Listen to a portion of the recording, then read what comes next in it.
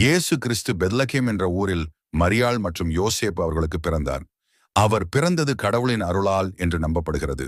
இயேசு சிறு வயதிலிருந்தே நல்லொழுக்கமும் அமைதியான குணமும் கொண்டவராக வளர்ந்தார்.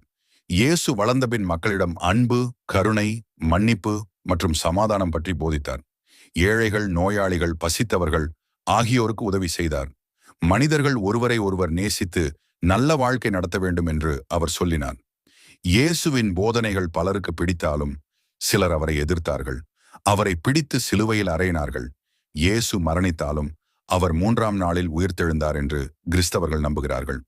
இயேசு மக்களுக்கு கற்றுக் கொடுத்த அன்பும் மன்னிப்பும் உலகம் முழுவதும் பரவியது. அவரது பிறந்த நாளை நினைவு கூர்ந்து கிறிஸ்தவர்கள் கிறிஸ்துமஸ் திருநாளை கொண்டாடுகிறார்கள். இந்த திருநாள் அன்பு, உதவி மற்றும் சமாதானத்தின் அடையாளமாக இருக்கிறது.